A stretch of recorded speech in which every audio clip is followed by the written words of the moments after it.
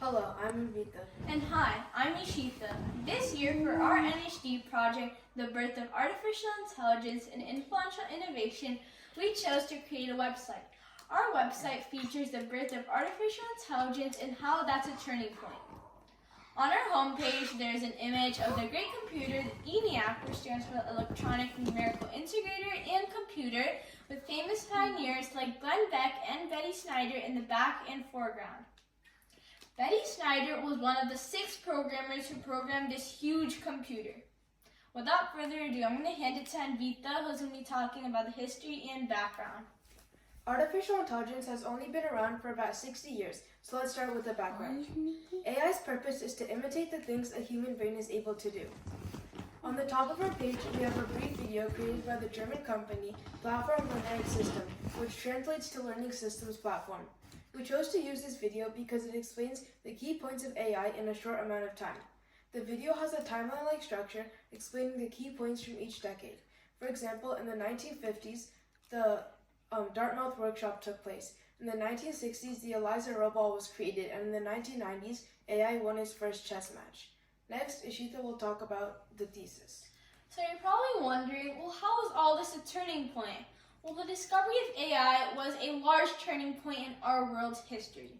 It impacted people and their everyday lives with smart devices like phones and watches, helps businesses make smarter decisions using smart computer programs, led to the creation of new technology and safer work environments, and helps industry productions become more efficient. Next, Anvita's going to be talking about the father of artificial intelligence, Alan Turing. Alan Turing was one of the most influential people in artificial intelligence. He created the Turing test, which we will talk more about later. Alan Turing was born in 1912 in London.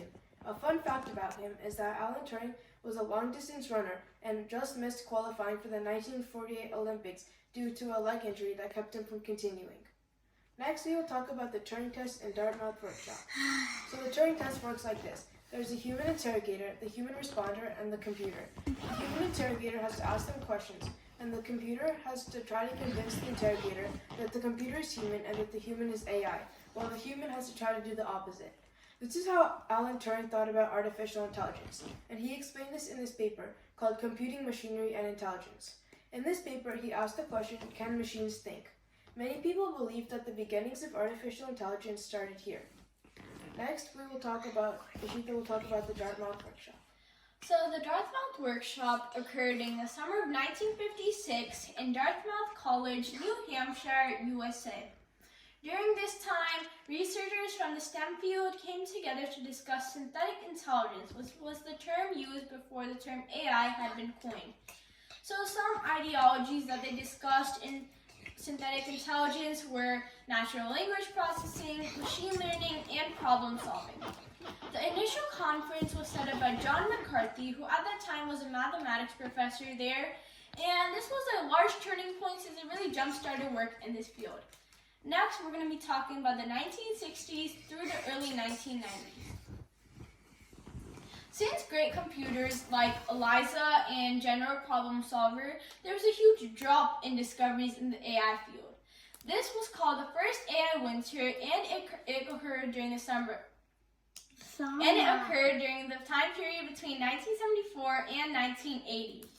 So it's called the first AI winter since this was the first time that the field went out cold. So some reasons for this were the lack of funding and limited computer power back then, and the amount of false starts and dead ends in discoveries at that time. And this was actually a turning point since the field went out cold, so when an interesting event like the chess match that Anvita is going to be talking about happened, interest in this field really skyrocketed. Next, Anvita is going to be talking about the chess match between Garry Kasparov and IBM's Deep Blue. Another big turning point in AI's popularity is chess.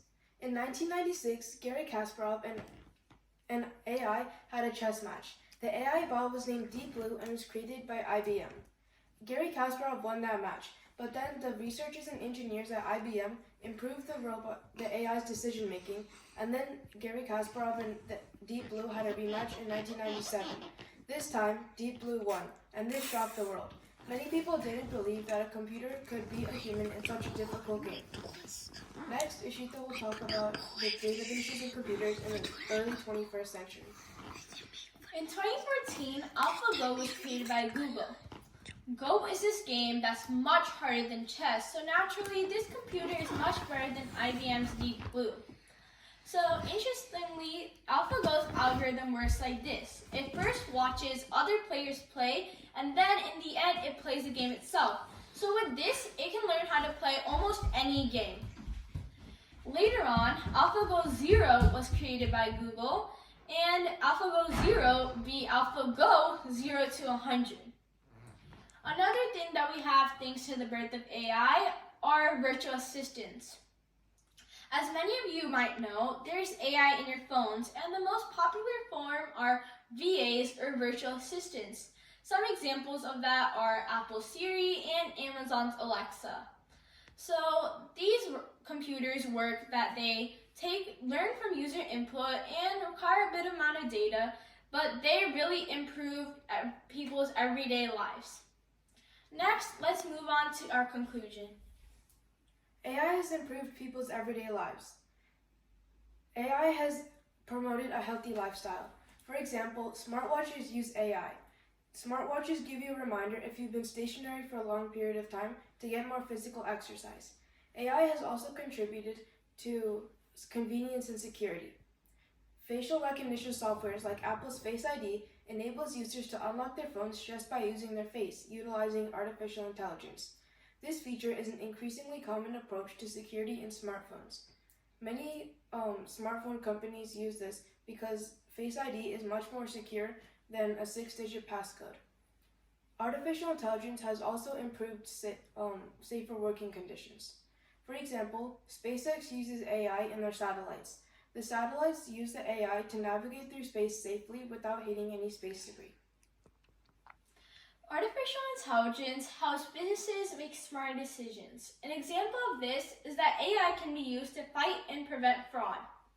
As Kathleen Peters, a writer at the Security magazine, says, generative AI can be used to help fight and prevent fraud.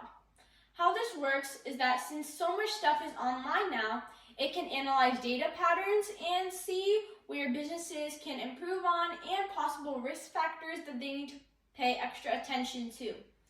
So doing this saves businesses millions, if not billions of dollars. Last but not least, artificial intelligence has helped industry productions become more efficient. An example of this is that Tesla uses AI to analyze data patterns and see where they can improve on and where they can cut down on. So a recent example of how they use this is that using this analyzation, they saw where it's more efficient to keep robots on their assembly line. As Dave Waters at Oxford University says, this is what sets Tesla apart from other automakers. Now, let's talk about our research page. So here linked are our process papers and annotated bibliographies.